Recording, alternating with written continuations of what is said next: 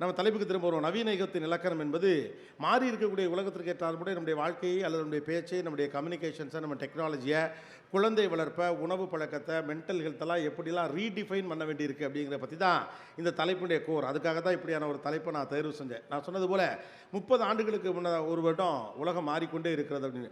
இப்போலாம் ரொம்ப ஃபாஸ்ட்டாக 20 வருஷம் 10 வருஷத்துலேயே உலகம் மாறிடுது. முன்னாலாம் ஒரு தலைமுறைனா பெரிய கேப்பு சொல்லுவாங்க. இப்போலாம் 10 வருஷத்தே ஒரு தலைமுறை அப்படிங்கிறாங்க. பழைய பாட்டு அப்படின்னு கேட்டால் 2010 வந்த பாட்டெல்லாம் பழைய பாட்டுங்கிறாங்க. இப்போ ஒரு மியூசிக் ஷோ ஒன்று பண்ணோம். பழைய பாடல் உங்களுக்கு தெரிஞ்சதெல்லாம் சொல்லுங்கன்னா 7 வருஷத்துக்கு முன்னால் வந்த பாட்டெல்லாம் பழைய பாட்டு அப்படிங்கிறாங்க. அப்போ எம்ஜிஆர் பாட்டு, சிவாஜி பாட்டுலாம் அதெல்லாம் நாங்கள் கேட்டதே இல்லை அப்படிங்கிறான். அப்போ ஒரு தலைமுறைக்கு பழையது என்பது ரொம்ப அருகாமையில் இருக்கக்கூடிய ஒரு காலகட்டத்தில், மாற்றங்கள் வேகமாக நடக்கும் காலகட்டத்தில் நாம் எப்படி மாறிக்கொள்ள வேண்டி இருக்கிறது அப்படின்னு புரிஞ்சுக்க வேண்டிய ஒரு நெருக்கடி இருக்கும். முதல் முக்கியமான விஷயம், மாறி இருக்கக்கூடிய இந்த உலகத்தில் பல கருவிகள் இப்போது இல்லை என்கிற ஞாபகம் நமக்கு முதல்ல வரணும். உலகம் மாறிடுச்சா? இல்லையே, அப்படியே தானே இருக்கு அப்படின்னு நினைப்போம். பல கருவிகளே இப்போது இல்லை. டெலிஃபோன் பூத் வச்செல்லாம் பிஸ்னஸ்லாம் ஒரு காலத்தில் பண்ணிட்டு இருந்தாங்க. டெலிஃபோன் பூத்தே இல்லை. ஃபோனில் மூஞ்சி தெரியுமான்னு ஜோக் அடிச்சானுவேன். ஃபோனில் மூஞ்சி தெரியும், மூஞ்சி மட்டும் தெரியாது. அப்பா எங்கே இருக்காருன்னு கூகுள் மேப்ஸில் அட்டாச் பண்ணி விட்டானா, அப்பா ஆஃபீஸுக்கு போல் டீ கடை முக்கத்தில் வடை தின்னுக்கிட்டு இருக்காருன்னு கரெக்டாக க்ளோஸ்அப்பில் போய் இன்னைக்கு காட்டிட முடியும். முன்னாலாம் வாத்தியாருங்கிட்ட, டீச்சருங்கிட்ட, பேசுகிறவங்ககிட்ட, புத்தகத்திட்ட விவரம் கேட்டுட்டு இருந்தாங்க. நேராக அப்போ ChatGPT கூப்பிட்டு கேட்குறாங்க. அம்மாவோட சண்டை போட்டால் கூட எங்கள் அம்மா எப்படி சிடுசுன்னு விழுகுது அப்படின்ட்டு அலெக்சாட்ட கேட்குறாங்க இல்லையா? எல்லாவற்றையும் கேட்டு தெரிந்து கொள்வதற்கான சந்தர்ப்பங்களும் வாய்ப்புகளும் அதிகரித்திருக்கக்கூடிய ஒரு காலகட்டம். பேஜர்னு ஒரு கருவி இருந்துச்சு. இப்போ அப்படி ஒரு கருவியே கிடையாது. அப்படி இருக்கிறது தெரியுமா இருக்காது? இப்போ இங்கே உட்காந்துருக்கக்கூடிய சின்ன பசங்களுக்கு பேஜர்னு ஒரு கருவி இருந்ததே தெரியாது. அந்த பீரியட்லலாம் அப்போலாம் பார்த்தீங்கன்னா செல்ஃபோன் வச்சுருக்கிறத விட பெரிய ஸ்டைல் ஸ்டேட்மெண்ட் பேஜர்னு ஒரு கருவி. இங்கேருந்து ஒருத்தர் நம்ம கூப்பிட்டு சொல்லுவான், அவன் அங்கே கூப்பிட்டு சொல்லுவான். பேஜர் வந்த புதுசில் என் நண்பனும் நானும் பேஜர் வச்சுருந்தான். அப்போ ஒரு பொண்ணை காதலிச்சான். அவன் காலையில் அந்த பொண்ணுக்கு ஐ லவ் யூ அப்படின்னு மெசேஜ் அனுப்புவான். அதை ஒருத்தன்ட்ட அவன் கூப்பிட்டு ஃபோனில் சொல்லணும். அவன் தான் அந்த பொண்ணுக்கு அந்த மெசேஜ் அனுப்புவான். அது உடனே திரும்ப ஐ லவ் யூ சொல்லும். மறுபடியும் 100 கிசஸ்மா, அதுக்கப்புறம் அது 100 கிசஸ்ன்னு சொல்லும். என்கிட்ட மாப்பிள்ளை நான் 100 கிசஸ்னே அவள் 100 கிசஸ்ன்னு சொன்னான். சரி ஓகே. அப்புறம் ஒரு 1000 சொல்லுவாப்பில்ல, அது 10,000ங்கும். நான் கடைசியாக முடிஞ்சோடனே கேட்பேன், இப்போ முத்தம் கொடுத்தது யார் கொடுத்தா? நடுவில் இருக்கவனுக்கு தாண்டா 2 பேரும் கொடுத்தீங்க அப்படின்னு. அப்படி ஒரு கருவியெல்லாம் இருந்துச்சு. பிளாக்பெரின்னு ஒரு ஃபோன் இருந்துச்சு. ஆப்பிள் உள்ளே வந்தப்போ சொன்னாங்க அது ஒரு பொம்மை அப்படின்னாங்க. ஆப்பிள் ஃபோன் உள்ளே வந்தப்போ அது ஒரு பொம்மை. எங்ககிட்ட இருக்கக்கூடிய வசதிகளாக இருக்கும். ஒரு அலுவலகத்தை போல் அவர்களால் செயல்பட முடியாது. அடித்து தூக்கி அப்படியே தின்னுட்டு போயிட்டாமா இல்லை, அப்படி தின்னுட்டு போயிட்டான். பிளாக்பெரி எங்கே போச்சுன்னே தெரியல. அப்போ மாறிக்கொள்ளாதவர்கள் தேங்கி போகவில்லை, அழிந்து போகிறார்கள். இதுதான் நவீன யுகத்துடைய புதிய இலக்கம். நீங்கள் மாறிக்கொள்ளவில்லை என்றால், தொடர்ச்சியாக கற்கவில்லை என்றால் தங்கிலாம் போயிட மாட்டீங்க. ஆளே ஆட்டத்திலே கிடையாது. நீங்கள் சீனில் இருக்க மாட்டீங்கிறது இன்றைக்குடைய ரியாலிட்டி. கேட்பதற்கு கொடூரமாக இருந்தாலும் கூட நீங்கள் மாறவோ புதிதாக கற்றுக்கொள்ளவோ தயாராக இல்லாத பட்சத்திலே நீங்கள் ஆட்டத்துக்கு சேர்த்து கிடையாது. பெஞ்சில் கூட வச்சுருக்க மாட்டாங்க. இந்த கிச்சாக்கனியால் கூட சேர்த்துக்க மாட்டாங்க. உப்புக்கு சப்பானினே ஒருத்தப்ப கிடையாது. ஆட்டத்தில் இருந்தால் எல்லாத்தையும் ஆட்டத்தை விட்டு வெளியில் போங்கிற ஒரு ரூத்லெஸ்ஸான காம்படிட்டிவ் மார்க்கெட்டை இப்போ இருக்கக்கூடிய டெக்னாலஜியும் வாழ்ந்து கொண்டிருக்கக்கூடிய வாழ்க்கை முறையும் உருவாக்கி இருக்கிறது. அப்போ என்னென்ன விஷயங்களில் மாற வேண்டியிருக்கிறது? முதல்ல சில ரியாலிட்டிஸை புரிஞ்சுக்க வேண்டியிருக்கு.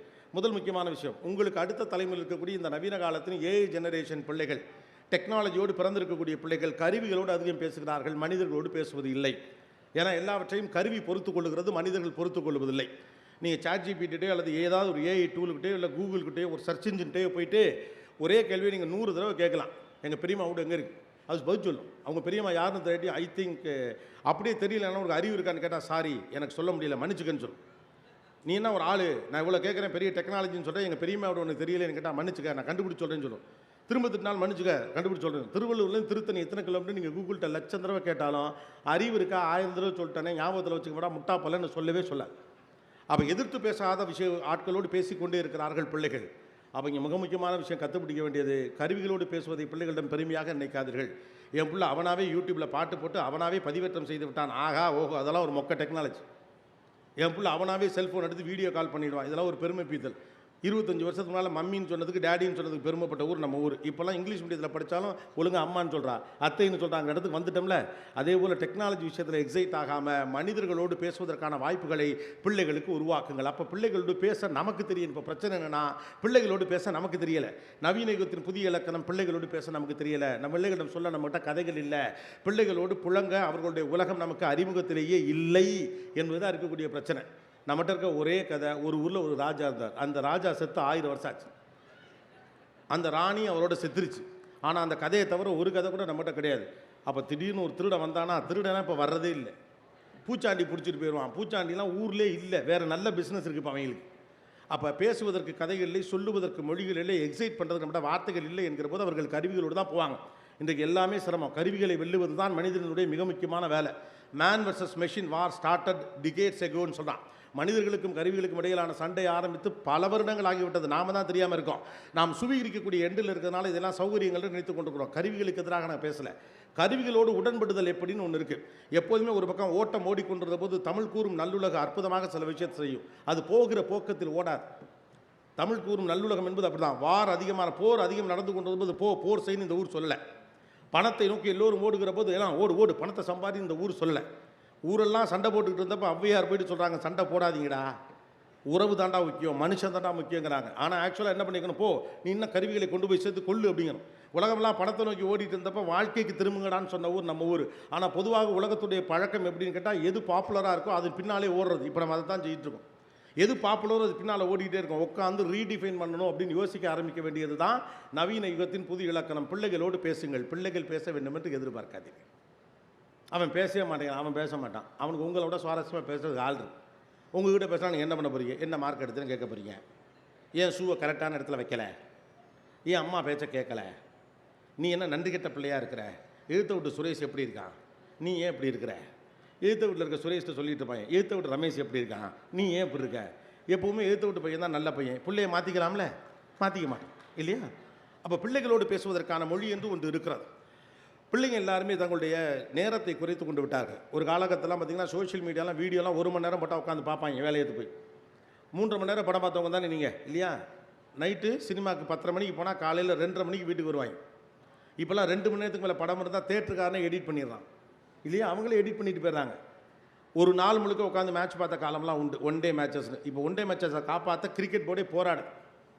2020 வந்துடுறானுங்க. 2020 வந்த புதுசில் அந்த 3 மணி நேரம் உட்காந்து முழுசாக மேட்செல்லாம் நம்மளாம் பார்த்தோம். அதுக்கப்புறமா நம்ம ஆடுறப்ப மட்டும் பார்ப்போம். இந்தியா வர்சஸ் பாகிஸ்தான் நடந்தால் இந்தியா விளையாடுறது மட்டும் பார்க்க ஆரம்பித்தாங்க. பேட்டிங் தான் எங்களுக்கு பிடிக்கும் அப்படின்னு சொல்லிட்டு. அதுக்கப்புறம் பார்த்தாங்க ஹைலைட்ஸை மட்டும் பார்த்தா போதும். ஏன்னா 6 பாலுக்கு எனக்கு 6 6 வேணும். இப்போ ஒரு ஓவருக்கு 1 6 அடிச்சதே ஒரு காலத்தில் ஓஹோன்றது. 2020 வந்தப்போ ஆகா எவ்வளோ ஃபாஸ்ட்டாக இருக்குது இந்த மேட்ச், ஒரு ஃபுட்பால் மேட்சை போல் 3 மணி நேரத்திலே முடிகிறது அப்படின்னாங்க. அதுக்கடுத்து என்ன கட்டம் வந்துச்சு, ஹைலைட்ஸை மட்டும் பார்த்தான். இப்போ அவனுங்களுக்கே ஓடிடியில் தெரிஞ்சு போச்சு, இவன் 15 நிமிஷம் ஹைலைட்ஸை கூட பார்க்க மாட்டேங்கிறான் அப்படின்ட்டு 15 மினிட்ஸ் ஹைலைட்ஸ்னு ஒன்று போடுறான், 7 மினிட்ஸ் ஹைலைட்ஸ்னு போடுறான், விராட் கோலி அடித்ததை பற்றி மட்டும் போடுறான், பெஸ்ட் மூமெண்ட்ஸ்னு ஒன்று போடுறான். என்ன வேணுமோ பார்த்துக்க, 1 நிமிஷம் 2 நிமிஷம். ரீல்ஸ் எல்லாம் 90 செகண்ட் இருந்தது, 60 செகண்ட் ஆயிடுச்சு. அதையும் 10 செகண்ட் தான் பார்க்குறாங்க, அவ்வளோதான். அப்போ இவங்ககிட்ட உட்காந்துக்கிட்டு நீங்கள் விலாவாரியெல்லாம் பேச முடியாது. பேசும் முறையை, சொல் அடுக்குகளை மாற்ற பழகுங்கள். எதை சொல்ல வருகிறீர்களோ அதை சொல்லுங்கள். நம்ம ஆளுகிட்ட எதை சொல்ல வரோமோ அதை தவிர மீது எல்லாத்தையும் சொல்கிறது. ஒரு மாலுக்கு கிளம்பி போய் எந்த பொருளை வாங்கணுமோ அந்த பொருளை வாங்காமல் மற்ற பொருள்லாம் வாங்கிட்டு வாங்க வேண்டிய பொருளுக்கு காசு இல்லாமல் ஐயையா அடுத்த தடவை பார்த்துக்கலான்னு திரும்பி வர்ற கூட்டம் நம்ம கூட்டம். நம்ம கம்யூனிகேஷனில் இதான் ப்ராப்ளம். நம்முடைய பேச்சு வழக்கும் இதான் பிரச்சனை. பிள்ளைகள்கிட்ட நான்லாம் அந்த காலத்தில் என்ன பண்ணீங்க புரியலையே, திருவள்ளூர் கலெக்டராக இருந்தீங்களா, உங்கள் நாஸ்டாலஜிகள் இங்கே ஒர்க் அவுட் ஆகவே போகிறதுக்கு. அப்போ பிள்ளைகள்கிட்ட பேசும் முறைகளை மாற்றிக்கொள்ளுங்கள். பிள்ளைங்களாம் பேசினா கேட்க மாட்டேங்கிறான். ஏன்னா நீங்கள் பேசுகிறது சுவாரஸ்யமாக இல்லை. கூகுளை விட, சாட் ஜிபிடியை விட, அவர்கள் சந்திக்கக்கூடிய பேச்சாளர்களை விட, டிவியில் பார்க்கக்கூடிய முகங்களை விட வீட்டுக்குள் ஒரு நல்ல பேச்சு இருக்கணும். அப்போ நான் என்ன பேச்சாளர் இல்லை, ஜென்யூனாக பேசுங்க, இமோஷன்ஸாக பேசுங்க. பிள்ளைகளோடு முதல் உரையாடலை தொடங்குங்கள். வேலை சார்ந்த பேச்சுக்களை குறைத்து கொண்டு அன்பு சார்ந்த இமோஷனல் எம்பத்தி ரிலேட்டடாக பேசுங்க. நம்முடைய வீடுகளை கவனித்து பார்த்தீங்கன்னா பேச்சே கிடையாது. ஆக்சுவலாக வீடுகளுக்குள் நடக்கக்கூடிய பேச்சுக்கெல்லாம் வேலை சார்ந்த பேச்சுக்களாகத்தான் இருக்குது. கணவன் மனைவிக்கு இடையிலே காதல் சார்ந்த பேச்சுக்கெல்லாம் குறைஞ்சு போய் ரொம்ப வருஷமாச்சு. இஎம்ஐ கட்டியாச்சா, சொந்தக்காரங்க கல்யாணத்துக்கு போனால் எவ்வளோ மொய் எழுதணும், அவங்க நமக்கு எவ்வளோ எழுதுனாங்க, நோட்டை எடுத்து பாரு, அந்த வீணா போனவன் எதுக்கு பத்திரிக்கை வச்சான், நம்ம போனால் வரிசையில் நம்மளை உட்கார வைப்பானா, அவன் நம்மளை அசிங்கப்படுத்தவனாச்சு, அவன் கொழுந்தியா கல்யாணத்துக்கு நான் ஏன் போகணும், என் கொழுந்தியா கல்யாணம்னா பரவாயில்ல, உன் தம்பி வந்தானா திருட்டு பைய, உங்கள் தம்பி மாதிரி ஒன்று என் தம்பி கிடையாது, உங்கள் தங்கச்சி வந்தானா சொம்ப தூக்கிட்டு போகிறா. எல்லாமே வேலை சார்ந்த பேச்சு தான். யாருமே சுவாரஸ்யமாக பேசிக்கல. நம்முடைய வீடுகள் வேலை சார்ந்த பேச்சுகளே பேசிக்கிட்டு இருக்கு. நீங்கள் மாறி இருக்கிறத கவனிச்சிருக்கீங்களா? நீங்களே மாறிட்டீங்க. அப்போ பிள்ளைகிடம் அதான் பேச்சு. ஒரு நிறுவனம் போல் நடக்குது நம்முடைய வீடுகள். தந்தை சிஇஓ, அம்மா எம்டி, பசங்களாம் எம்ப்ளாயிஸ். அவங்க ரிசல்ட் ப்ரொடியூஸ் பண்ணும். 2 இட்லி எடுத்து வாயில் வைக்கிறதுக்குள்ளே 70 மார்க் எடுத்துட்டேன், இட்லி தான் கேடு. 70 மார்க்குக்கு இட்லிக்கு என்ன சம்மந்தம் இருக்குது? அவன் திங்கிறது வயிற்றுக்கு. அப்போ பிள்ளைகள் ரிசல்ட் ப்ரொடியூஸ் பண்ணக்கூடிய ப்ரொடக்டிவான ஆட்களாக மட்டும் பார்க்கப்படுகிறார்கள். ஏற்கனவே இந்த உலகம் எல்லாரும் என்னவா மாற்றி வச்சிருக்கு, நீ ப்ரொடக்டிவாரு, சம்பாரி, வேலைக்கு போன்னு சொல்லிக்கிட்டு இருக்கு. எம்பத்தியை யார் சொல்லித் தருவார்கள்? இனிமேல் கருவிகள் செய்ய முடியாத விஷயத்தை செய்கிறவன் தான் வெற்றியாளன். அவ்வளவுதான். 1 லைன் டைரக்ஷன். கருவியால் எம்பத்தியை உருவாக்க முடியாது. கருவிகிட்ட கிரியேட்டிவிட்டி கிடையாது. Wisdom is more important. நாம் எல்லாரும் பழைய முறைமையே சரி என்று நம்பிக்கொண்டு இருக்கிறோம். 2வது மாற்றம், தகவல்களை தெரிந்து வைத்திருப்பது அறிவில்லை. ராமகிருஷ்ணன் வரையில் கூட சில விஷயங்கள் பேசிகிட்டு இருந்தப்போ இதெல்லாம் ஷேர் பண்ண அவர்கிட்ட. தகவல்களை தெரிந்து வைத்திருப்பது அறிவல்ல. Information is not intelligence. நம்மளை சின்ன வயசுலேருந்தே தெரிஞ்சு வச்சாங்க. அதனால தான் பார்த்தீங்கன்னா 16 வாய்ப்பாடு சொல்கிறவனெல்லாம் புத்திசாலின்னு பாஸ் பண்ண வச்சோம். 1330 திருக்குறள் தெரியும். இப்போ என்ன பண்ண போகிறத வச்சுக்கிட்டேன். என் பிள்ளை 16ஆம் வாய்ப்பாடை தலைகீழ சொல்லுவான், 100லேருந்து ரிவர்ஸில் சொல்லுவான். என்னத்துக்கு நான் டயத்தை வேஸ்ட் பண்ணுறீங்க? இப்போ எதுக்குன்னு கேட்டேன். 100 ரிவர்ஸ் என்ன 1,64,32,333 இன்ட்டு 16,45,442 4ஆல் வகுத்து 7ஆல் பெருக்கி 23ஆல் கூட்டினா எவ்வளோ வரும்னு 12 செகண்டில் கால்குலேட்டரே சொல்லிடும். இதை எதுக்கு உட்காந்து கூட்டல் வகுத்தலாம் நான் பார்த்துக்கிட்டு இருக்கேன். இப்போ நாம் எல்லாரும் எந்த கடையில் எந்த கோயிலில் என்னைக்கு வெண்பொங்கல் போடுவான், எந்த கோயிலில் என்னைக்கு ஓட்ட வடை போடுவான்னு எனக்கு தான் தெரியும். Information is wealth. அந்த பீரியட் முடிஞ்சிருச்சுன்னு நமக்கு தெரியல. எப்போதுமே இன்ஃபர்மேஷன் வெல்த் கிடையாது. அமெரிக்காவின் தலைநகரம் எது அது தெரிஞ்சால் நமக்கு அறிவாளியா என்ன? இந்தியாவின் தலைநகரம் எது தெரியாது. உங்கள் ஏரியா கவுன்சிலர் யார் அதான் அறிவு. நீங்கள் இருக்க தொகுதி பேர் என்ன, உங்கள் வார்டு நம்பர் என்ன, அதெல்லாம் எதுவுமே தெரியாது எனக்கு. அமெரிக்க அதிபர் பேர் தெரிஞ்சுன்னா நம்ம அறிவாளி ஆகிட முடியுமா? நான் தமிழ்நாட்டில் எத்தனை தொகுதிகள் இருக்குன்னு தெரிஞ்சு அறிவாளி ஆகிடுமா? Interpretation is intelligence. அதை வைத்துக்கொண்டு நீங்கள் என்ன செய்யலாம்? Application, action and interpretation matters, not the information and datas. Informations R flooded. அதீதமான தகவல்களை வைத்திருக்கிறோம். தேவையில்லை இவ்வளோ தகவல்கள்லாம் பிள்ளைங்க படிக்க வேணாம். என்ன கேட்டால் பிள்ளைங்களை படிக்காமல் பார்த்துக்கிறது தான் இப்போ கஷ்டம். எதை படிக்கணும் எதை படிக்கக்கூடாது அந்த பிள்ளைகளுக்கு சொல்லிக் கொடுப்பதா? எது அறிவு, எது அறிவை போன்றது அப்படின்னு ஒன்று இருக்குது.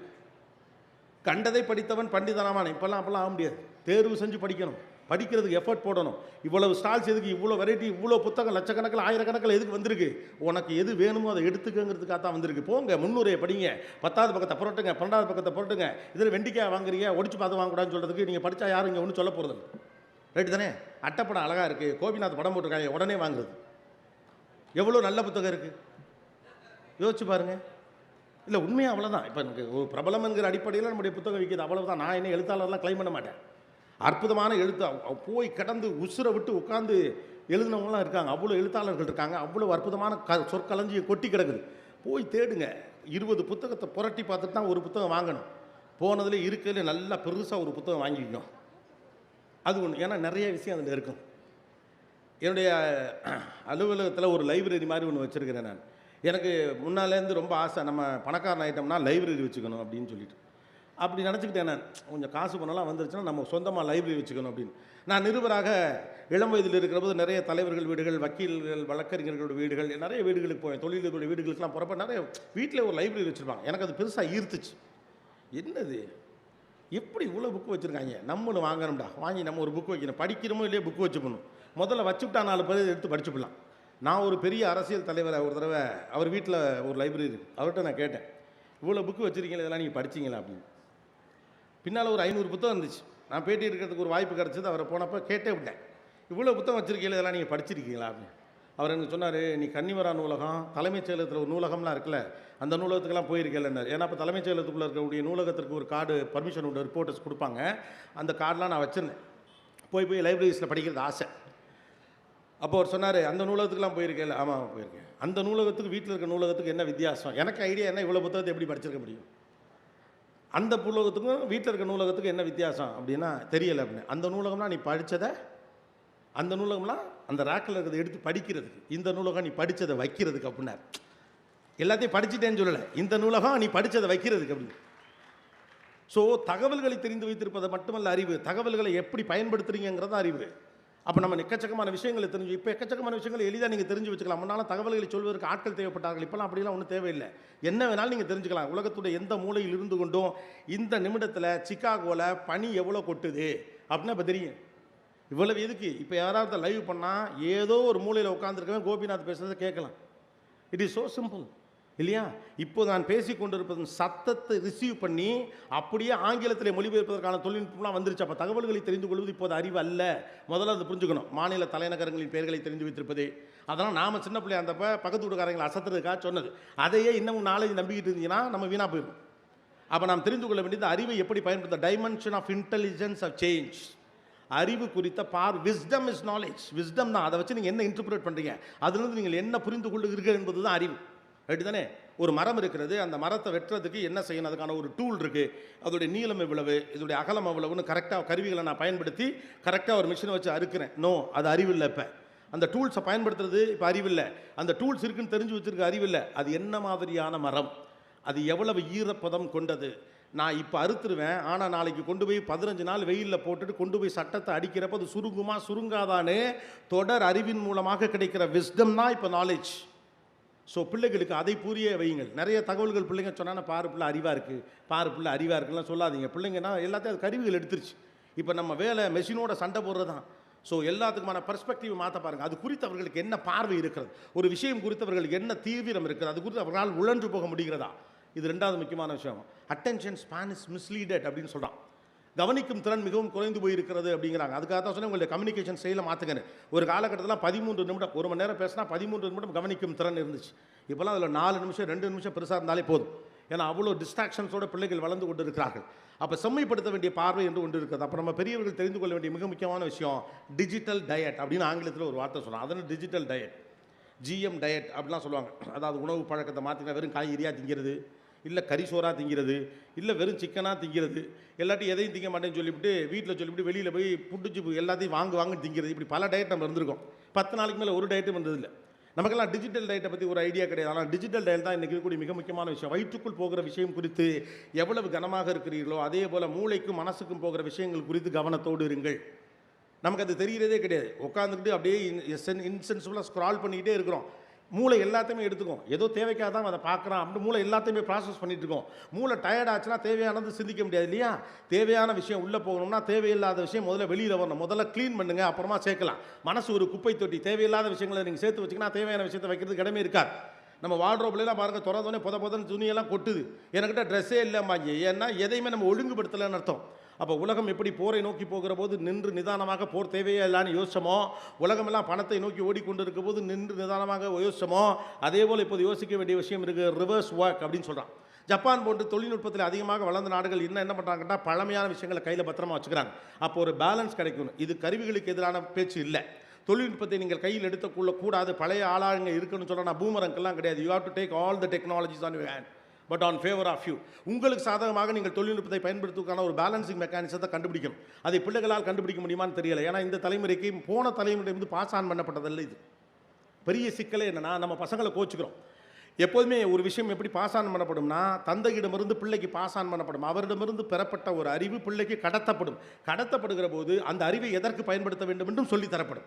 தம்பி கத்தி இருக்குது, ஆனால் அது அடுத்தவனை குத்துறதுக்கு கிடையாது. தம்பி வேட்டைக்காரன் கத்திக்கும் தோட்டக்காரன் கத்திக்கும் வித்தியாசம் இருக்குது. வேட்டைக்காரன் வெட்டுனானா செத்து போயிடும், தோட்டக்காரன் வெட்டுனானா மறுபடி வளரும். அப்போ நீ ஒரு தோட்டக்காரனாக இருக்கணும்னு சேர்ந்து ஒரு பேக்கேஜ். தந்தையிடமிருந்து அறிவு கடத்தப்படுகிற போது முந்தைய தலைமுறையிடமிருந்து ஒரு அறிவோ தகவலோ கடத்தப்படுகிற போது அதோடைய கான்சிகுலேட்டிவ் எஃபெக்டையும் சேர்த்தே தான் சொல்லுவாங்க. தம்பி இதை இதற்கு பயன்படுத்திடக்கூடாது, இந்த விஷயத்தை நீ இதற்கு பயன்படுத்திடக்கூடாது. நீ கராத்தே தெரிஞ்சு வச்சிருக்க அப்படின்னா போலாப்பாலே பூராப்பாலே போட்டு அடிக்கக்கூடாது அப்படிலாம் ஆசான் சொல்லுவார். ஆபத்து வருகிற போது மட்டும்தான் இதை நீ பயன்படுத்தணும். உனக்கு தெரியுதுக்கான எளியவனை வதம் செய்வதற்கு இதை நீ பயன்படுத்தக்கூடாது. உன்னை விட பலசாலி இல்லாத ஒருவனை அடிப்பதற்காக இந்த ஆயுதத்தை நீ கையில் தூக்கக்கூடாதுன்னு ஆயுதத்தை கொடுக்கும்போதே அதோடைய நன்னறியை சேர்த்து சொன்னான். அன்ஃபார்ச்சுனேட்லி இந்த ஜெனரேஷனுக்கு இது நம்ம பாஸ் ஆன் பண்ண விஷயம் இல்லை, இது உலகம் பாஸ் ஆன் பண்ண விஷயம். அப்போ இதோட சேர்த்த நன்னறிகள் யாரும் கொடுக்கவே இல்லை. ஒரு டெக்னாலஜி எப்படி ஹேண்டில் பண்ணணும், நான் ஹேண்டில் பண்ண டெக்னாலஜி என் பிள்ளைக்கு நான் கடத்தலை. நான் யூஸ் பண்ணிக்கிட்டு இருந்த கம்ப்யூட்டர் என் பையன் யூஸ் பண்ணலை. இன்னும் சொல்ல போனால் நம்ம யூஸ் பண்ண கம்ப்யூட்டரை பார்த்தாங்கன்னா இவங்களாம் சிரிச்சிருவாங்க. ஏன்டா கம்ப்யூட்டர் இத்த பெருசாடாக இருக்கும் அப்படின்னு. இவன் பார்க்குற கம்ப்யூட்டர் போல தான் இருக்குது. அதுக்கு ஒரு பெரிய டேபிள் வேணும், இத்தத்தண்டி டேபிள். நான் உலகத்தின் முதல் கம்ப்யூட்டரை கனடாவில் வச்சுருந்தாங்க. ஒரு இடத்துல போய் பார்த்தேன், ஒரு ரூமில் வச்சுருந்தாங்க. இத்தத்தண்டி ரூம், அது ஒரு கம்ப்யூட்டர் வச்சுருந்தாங்க. அதுக்குள்ளே ஒரு 6 பெரிய பீரோ வாங்கிச்சு. அதெல்லாம் என்னடான்னு கேட்டால் சிபியூக்கான மதர் போனா. இப்போ 1 GB, என் ஃபோனில் 1 TB இருக்குது. 1 TB உலகத்தையே வாரி சுருட்டி உள்ளே வச்சுக்கலாம். 1 TB ஃபோன் இருக்குது இன்றைக்கி. அவன் 1 GBக்கு ஒரு பீரோ வச்சுருக்கான், 10 GBக்கு 10 பீரோ வச்சுருக்கான். கம்ப்யூட்டருங்க போல் ஒரு 25 ஐட்டத்தை காட்டுறாங்க. நாங்கள் ஒரு கம்ப்யூட்டர் சென்டர் நடத்துகிற இடம்டா இது அப்படின்னு. முதல் கம்ப்யூட்டர் அப்படி தான் இருந்திருக்கு. அப்போ கருவிகள் அடுத்த கட்டத்தை நோக்கி நகர்ந்து கொண்டிருக்கும்போது நன்னறிகளை சேர்த்து கூட கொண்டு வருவது இல்லை. அப்போ பெரிய சேலஞ்ச் என்னன்னா இந்த இடைப்பட்ட காலத்தில் இருக்கக்கூடிய இந்த சிக்கலை எப்படி இட்டு நிரப்புவது என்பது தான் சிக்கல். ஒரு டெக்னாலஜி வரும்போது அது ஒரு பேக்கேஜோடு வரும். ஒரு வீடியோவை நீங்கள் பார்ப்பீங்கன்னா நல்ல வீடியோவையும் பார்க்கலாம், கெட்ட வீடியோவையும் பார்க்கலாம். ஃபில்ட்ரேஷனை நமக்கு சொல்ல தெரியலை. நான் கடத்தின டெக்னாலஜி இல்லை இது, சரிதானே? நான் வாய்ப்பாடு கடத்தினேன், நான் திருக்குறள் கடத்தினேன், மொழி கடத்தினேன், பண்பாடு கடத்தினேன், தொழில்நுட்பத்தை நான் கடத்தலை. அப்போ அதுக்கான நன்னறிகளை பிள்ளைகளே கற்றுக்கொள்ள வேண்டிய இடத்துல இருக்கிறார்கள். They have to fix some nuances or rules and regulations for them. இப்போ நடந்துகிட்டு இருக்க சண்டை அதுதான். நமக்கு சொல்ல தெரியும். அதுக்கான நன்னறிகள் நம்மளால் கடத்த முடியாதனால ஒரே வார்த்தையில் சொல்லிடுறோம், ஃபோனை நோண்டாத. அவன் எதுக்கு எடுத்தாலும் ஃபோனை நோண்டாத. முதல்ல நீங்கள் ஃபோனை நோண்டாதீங்க. நீங்கள் முதல்ல ஃபோனை நோண்டாதீங்க. பிள்ளைகள் நீங்கள் எதை செய்கிறீங்களோ அதை அவங்க கன்ஃபார்மாக செய்வாங்க. வீட்டில் இரட்டை விதிகள்லாம் வைக்கவே முடியாது. எல்லாருக்கும் ஒரு விதி தான். தந்தை இரவு 11 மணி வரைக்கும் விழித்திருக்கிற வீடுகளில் பிள்ளையும் 11 மணி வரைக்கும் முழிச்சிருக்கும். தந்தை பாரதியார் புத்தகம் படித்தார்னா பிள்ளை பாரதிதாசன் புத்தகம் படிப்பான். தந்தை நியூஸ் பேப்பர் படித்தார்னா பிள்ளை புத்தகம் படிப்பான். தந்தை தவறு செய்தால் புள்ள தவறு செய்வான். அதுக்காக எல்லா வீட்டிலும் இப்படி இருக்காங்க நான் சொல்லவில்லை. ஆனால் இரட்டை விதிகள் என்பதெல்லாம் இனிமேல் ஒப்பிக்கா. எங்கள் அப்பாலாம் அப்படி இல்லை, நாங்கள்லாம் பயப்படுவோம். அது உங்கள் தலையெழுத்து. நாங்கள் என்ன பண்ணேன்? நாங்களாம் எங்கள் அப்பா முன்னால் நின்னே பேச மாட்டோம். அது உங்கள் ப்ராப்ளம், எங்களுக்கு அது ப்ராப்ளம் இல்லை. நாங்களாம் அந்த அளவுக்கு நிற்க வச்சு நாங்கள் உட்காந்து பேசுவோம். அப்படி எல்லாம் மாறி இருக்கு. அப்போ you need to understand the reality instead of cursing them. அவர்களை குறை சொல்வதை விட்டுவிட்டு அவர்களுக்கு இருக்கக்கூடிய இடைப்பட்ட சிக்கலை நீங்கள் புரிந்து கொள்ள வேண்டும். அவர்கள் கையாண்டு கொண்டிருக்கக்கூடிய தொழில்நுட்பம் என்பது முழுக்க முழுக்க அறிவியலால் தரப்பட்டது, நாம் கடத்தி ஒன்று அல்ல. அப்போ அதை ஒட்டிய பேக்கேஜஸ் இருக்குல்ல, அதை நம்ம அவர்களுக்கு கொடுக்கணும். அதுக்கு தான் சொல்ல ரிவர்ஸ் ரோல் எடுங்க அப்படின்னு சொல்கிறோம். அதுதான் ஜப்பானை ஒரு தொழில்நுட்பத்தில் பெரிய அளவுக்கு வளர்ந்துருக்கக்கூடிய நாடு. ஒரு பக்கம் நம்ம டிஜிட்டல் முன்னால் ஃபோட்டோ அப்படி எடுப்பாங்க, ஞாபகம் இருக்கா? ஒரு நல்ல ஃபோட்டோ எடுப்பாங்க, ஏன்னா ஃபிலிம் ரோல் எல்லாரும் ஃபிலிம் போயிடும். ஒரு நல்ல ஃபோட்டோ எடுப்பாங்க, எல்லோரும் சேர்ந்து நின்னுங்க அப்படிமா, அந்த இடத்த கவனிப்பான், பின்னால் ரோஸ் வருதா இல்லையான்னு பார்ப்பாங்க, எடுங்க அப்படிமா. இப்போ 20 ஃபோட்டோ எடுத்தால் ஒரு நல்ல ஃபோட்டோ எடுத்துக்கிறாங்க. கிளிக்கிங் அடிச்சு தர்றாங்க. அன்றைக்கெல்லாம் ஒருத்தர் எடுத்துக்கிட்டு இருக்காரு, நான் போயிட்டு அவர் எடுத்துக்கிட்டு இருக்கேன். சார் ஒரே ஒரு ஃபோட்டோங்கிறாங்க. ஆனால் நிற்க வச்சு கிளி எல்லாத்தையும் அடித்து என்ன எக்ஸ்ரேவாக எடுக்கிறாங்க. நன்றி தம்பி அப்படின்னு நான் போயிட்டேன். அவர் எடுத்துக்கிட்டே இருக்காப்புல, நான் இருக்கேன்னு நினச்சி ஏதோ ஒன்று அவன் புறமண்டையாவது தெரியட்டும் அப்படின்ட்டு இப்படியெல்லாம் எடுக்கிறாங்களே. எதுக்குன்னு? கோபிநாத்தின் மூக்கு என்னதுக்கு? எய்ம்லெஸ்.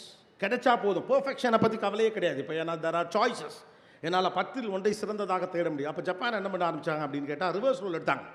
இன்னமும் ஃபிலிம் கேமராவை பயன்படுத்தி ஃபோட்டோ எடுக்கிற பழக்கத்தை அவர்கள் பத்திரமாக வைத்திருக்கிறார்கள். வேகமாக ஓடுகிற போது ஸ்லோவாக பேலன்ஸ் பண்ணுங்க அப்படின்ட்டு. இன்னமும் கிராமஃபோன் கரெக்டாக எடுத்து அந்த நூலில் வைக்கணும். அடிக்கி ஏன் கியான்னு கத்துது, கரெக்டாக தூக்கி இங்கே வைக்கணும். இப்போ ஒரு பிளேலிஸ்ட்டு 1000 பாட்டு இருக்குது, எந்த பாட்டுமே நல்லா இல்லை. ஏன்னா எது நல்லா இருக்குன்னு நமக்கு தெரியல, எது பிடிச்சிருக்குன்னு தெரியல. கொடுப்பதை சுவீகரிக்கும் இடத்துல இருக்கிறோம். Consumer is the most toxic thing. அது எதை பற்றியுமே யோசிக்காது. அதை எடுத்துக்கணும் நினைக்கிறேன். நம்ம அந்த இடத்துல வந்து மாட்டியிருக்கோம். இந்த ஜெனரேஷனுக்கு நீங்கள் கொடுக்க வேண்டிய புதிய இலக்கணம் தேர்வு செய் என்பது தான். சுவீகரி என்பதல்ல. சுவீகரிக்கிற இடத்துல இருக்கும் எதுவுமே கவனிக்க மாட்டாங்க, அதை அனுபவிக்க மட்டும் தான் நினைப்பாங்க. நம்ம அந்த இடத்துக்கு வந்து உட்காந்துருக்கோம், எல்லாத்தையும் சுவீகரிக்கணும். இன்ஃபர்மேஷன் கிடக்குது, பிள்ளைங்கள்லாம் அறிவாளியாக்கு, பூரா எல்லாத்தையும் கற்றுக்க சொல்லு. குமான் கற்றுக்கிட்டோம், கராத்தே கற்றுக்கிட்டோம், குங்ஃபு கற்றுக்கிட்டோம். டேய் சிந்தாம சோறு திங்க கற்றுக்குங்கடா, இல்லையா? சிந்தாம சோறு திங்க கற்றுங்க. முதல்ல அதை கற்றுக்க, அதை விட்டுறாங்க. கழுவுனமா கழுவையான்னு தெரியாமல் இருந்துச்சு வந்துடுறாங்க. நம்ம எல்லாரும் எதுக்கு அனுப்பிட்டு இருக்கோம்? வேகமாக அதை போய் படிச்சிரு, இதை போய் படிச்சிரு. இன்ஃபர்மேஷன் அவைலபிளாக, information available. No what is no use. நிறைய விஷயங்களை தெரிந்து வைத்திருப்பது அறிவில்லை. ஸ்லோ டவுன் பண்ண பிள்ளைகளுக்கு பழக்கம். முதல்ல அதுக்கு நம்ம ஸ்லோ டவுன் பண்ணுவோம். எங்கே ஓடிட்டு இருக்கோம் நமக்கு தெரியணும். அப்போ புதிய யுகத்திற்கான புதிய இலக்கணம் என்பது ஸ்லோ டவுன், ரிவர்ஸ் ரோல். ரெண்டு இப்போ ரொம்ப முக்கியம். கியரை கரெக்டாக போடுங்க. வேகமாக தான் போனால் ஜெயிக்கலாங்கிறது பழசு. வாய்ப்புகள் குறைவாக இருந்த காலகட்டத்தில் ஓடி போய் ஃபஸ்ட் எடுக்கிறவனுக்கு தான். இப்போ தான் கொட்டி கிடக்க. எதை எடுக்கணும்னு கண்டுபிடிக்கணும். எதையாவது எடுப்பது அறிவல்ல, எதை எடுப்பது என்று தெளிவது தான் அறிவு. எதை எடுப்பது என்று தெளிவது தான் அறிவு. ஒன்றே ஒன்று இருந்துச்சு, 100 பேர் அதுக்கு ஓடிக்கிட்டு இருந்த காலகட்டத்தில் வேகமாக வர்றவன் புத்திசாலி. 100 விஷயம் இருக்குது, 10 பேர் தான் உட்காந்துருக்கிறோம். அதில் சரியானது தேர்வு செய்கிறவன் தான் இப்போ புத்திசாலி. புத்திசாலிக்கான அடையாளம் மாறிவிட்டது என்பது நீங்கள் உணராத வரைக்கும் பிள்ளைகளை எந்த வழியில் நடத்துவது என்பது உங்களுக்கு புரியாமல் போகும். ஒத்த வார்த்தையில் கருவிகளை பயன்படுத்தாது என்று சொல்லிட்டு போயிட்டே இருப்பீங்க. No, it is not at all possible. கருவிகள் இல்லாமல் நீ நடக்க போவதே கிடையாது. அது எல்லாத்தையும் செய்யும். எல்லாத்தையும் இப்படி தான் பண்ணிட்டு இருக்கு. வீட்டுக்கு நடுவில் ஏதாவது ஒரு எலக்ட்ரானிக் டிவைஸை வச்சுருக்காங்க. தலைக்கு மேலே கிளாக் இருக்குது. நீங்கள் இந்த பிள்ளைகிட்ட அப்படி உட்காந்துருக்குன்னு வச்சுங்களேன். உள்ளே போயிட்டு தம்பி மணி என்னன்னு கேளுங்க. Alexa what is the time now அப்படின்னு அதுட்டு தான் கேட்குறேன். அது கரெக்டாக சொல்லு. ஏன்ப்பா தலைக்கு மேலே தான் நான் எதுக்குடா நிமிந்து அதை பார்த்து டயத்தை வேஸ்ட் பண்ணாமல் என்ன பண்ண போகிறீங்க? சும்மா தான் இருப்போம். அப்புறம் என்ன பார்த்து சொன்னேன்னா அது பழக்கம் இல்லை. அப்போ மனிதனுடைய எம்பத்தி இஸ் த பிக்கஸ்ட் ப்ராப்ளம். இது அவர்களுடைய குறை என்று நான் சொல்லவில்லை. மாறி இருக்கக்கூடிய வாழ்க்கை முறைக்கு ஏற்றார் போன்ற அறிவுரைகளை நீங்கள் அவர்கள் சொல்லணும். உங்கள் அப்பா உங்களுக்கு சொன்ன அறிவுரையை உங்கள் பிள்ளைக்கு சொல்லலாம் ஒரு புண்ணியமும் இல்லை. நீங்கள் வாழ்ந்த வாழ்க்கைக்கும் அவர்கள் வாழ்க்கைக்கும் சம்மந்தமே இல்லை. அதனால தான் அடுத்த முக்கியமான விஷயம் want to tell you, don't compare your kids with other kids. அது கூட இப்போ குறைஞ்சிருச்சு. உங்கள் குழந்தைகளுடன் இன்னொரு குழந்தையை ஒப்பிடாதீர்கள்னு சொல்லுவாங்கள்ல, அது குறைஞ்சிருச்சு. இப்போ பிரச்சனை, உங்கள் குழந்தைகளை நீங்கள் சிறுவர்களாக இருந்த குழந்தையோடு ஒப்பிடாதீர்கள். அதான் பெரிய பிரச்சனையே. நான்லாம் 8 வயசு இருந்தப்ப நீ என்ன பண்ணேன்னு எனக்கு தெரியும். நான்லாம் 10 வயசு இருந்தப்ப அதன் வழியாக நம்ம பிள்ளைகளை சிறுமப்படுத்த முயற்சிக்கிறோம். நான் ஒழுக்கமானவனாக இருந்தேன், நான் சரியான நபராக இருந்தேன், நான் சொல் பேச்சு கேட்கும் பிள்ளையாக இருந்தேன், நான் அறிவாளியாக இருந்தேன், நீ மூடனாக இருக்கிறாய். சொல் பேச்சு இதுதான். அதுக்கு தான் அந்த கம்பேரிசன் பண்ணுறோம். நான் பெரியாளா நீ பெரியாளா, நீங்கள் பெற்றதுக்கிட்டே போட்டிங்கன்னா அவன் ஒத்த கேள்வியில் கேட்டுட்டு போயிடும். அவன் 4 கேள்வி கேட்டால் அவ்வளோதான், நாக்க பிடிங்க வேண்டியதான். எம்ஏ ஃபஸ்ட் கிளாஸ் வச்சுக்கிட்டு இப்போ என்ன பண்ண போகிறீங்க? அவன் படக்குன்னு ஒரு கேள்வி கேட்பான், ஒரு கேள்விக்கு உங்கள்கிட்ட பதிலே தெரியாது இல்லையா? இப்போ வெலாசிட்டி ஆஃப் திஸ் ஒன் சொன்னால் சரி ஓகே தேங்க்யூ நன்றி வணக்கம் அப்படி முடிச்சுட்டு போயிட வேண்டியதான். அப்போ உங்கள் பிள்ளைகளை உங்களுடைய பால்யத்தோடு ஒப்பிடுவது தான் இருப்பதிலே பெரிய ஆபத்து என்று சொல்லுகிறார்கள். அது உங்களுக்கு உங்கள் பிள்ளைகளுக்கு ஏன் இதை நான் ஒப்பிடுறோம் அப்படின்னு சொன்னால், நான் சிறந்தவன் என்று நிரூபிக்க பார்க்கிறோம். பிள்ளைகளிடம் நீங்கள் சிறந்தவன்றெல்லாம் நிரூபிக்க முடியாது. நீங்கள் சிறந்தவராக சிறு வயதில் இருந்தது எனக்கு கணக்கே கிடையாது. நான் பிறந்த பிறகு நீங்கள் எப்படி இருக்கிறீர்கள் என்பது மட்டும்தான் எனக்கு கணக்கு. வாழ்ந்து தான் காட்ட முடியும், நிரூபிக்கலாம் முடியாது. நான் 7ஆம் கிளாஸ் படிக்கல, எங்கள் டீச்சர் பார்த்தா என்னை ரொம்ப விரும்புவாங்க, நான் ப்ளூ கிளாஸ் சொல்ல, நான் ப்ளூ குரூப்போட லீடராக இருந்தேன், நான் பேஸ்கெட் பால் பிளேயர், நான் டென்னிஸ் பிளேயர். ப்ரூஃபு 10ஆம் கிளாஸ் சர்டிஃபிகேட் எரிஞ்சு போச்சு, 12th சர்டிஃபிகேட் காணா போச்சு. 650 மார்க் எடுத்து பாஸு பார்டரில் சொல்கிறலாம் 1100 சொச்சம் எடுத்தேன், அது பிடிக்காம தான் ப்ளூ கலர் கையிலே கட்டி வீட்டில் அலைஞ்சிக்கிட்டு இருக்கேன். Don't compare your kids with your own days. அப்படி நீங்கள் பண்ண பிள்ளைங்களுக்கு உங்கள் மேலே ஒரு எதிர்வினை ஆற்றும் எண்ணம் தான் வரும். நான் என் தந்தையை விட சிறந்தவனா இல்லையா என்கிற ஒரு சிக்கல் வரும். பிள்ளைகளுக்கு அறிவு போதிப்பதோடு எம்பத்தியை போதிங்க, அவன் தான் அடுத்து ஜெயிப்பான் அப்படிங்கிறான். சமீப காலமாக ஆர்டிஃபிஷியல் இன்டெலிஜென்ட் அந்த சம்மந்தப்பட்ட சிலரோடு பேசுவதற்கும் பேட்டி எடுப்பதற்குமான வாய்ப்பு கிடைத்த போது அவர்கள் சொன்னது ஒன்று தான், எதையெல்லாம் ஆர்டிஃபிஷியல் இன்டெலிஜென்ஸ் ஃபியூச்சரில் செய்யாதோ அது எல்லாத்தையும் மனுஷன் செய்யணும், அவன் தான் வளருவான்.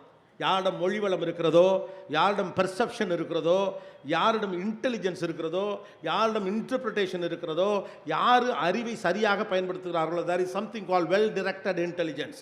சரியான திசையில் செலுத்தப்படும் அறிவு. அடுத்த பாயிண்ட் அதுதான், சரியான திசையில் செலுத்தப்படும் அறிவு. அதென்ன சரியான திசையில் செலுத்தப்படும் அறிவு? அறிவு இருக்கிறவெல்லாம் ஜெயிச்சிருக்கணும்ல, ஏன் எல்லாரும் ஜெயிக்கலை? சோதிச்சு பாருங்க. அறிவு இருக்கிறவெல்லாம் ஜெயிச்சிருக்கணும்ல, ஏன் எல்லாரும் ஜெயிக்கலை? சிலர் ஜெயிக்கிறான். தெரிந்தோ தெரியாமலோ அவர்கள் தங்களுடைய அறிவை சரியான திசையில் செலுத்தியிருக்கிறார்கள். உலகத்திலே பயனற்றது அறிவு தான் என்னை பொறுத்த வரைக்கும். அதை சரியாக நீங்கள் பயன்படுத்தலைன்னா, அறிவு இருக்கக்கூடிய ஒருத்தன் அதை சரியாக பயன்படுத்தாமல் போகிறான்னா ஊரில் இருக்க எல்லா வேலையும் பிச்சு தின்னுபிடுவான்.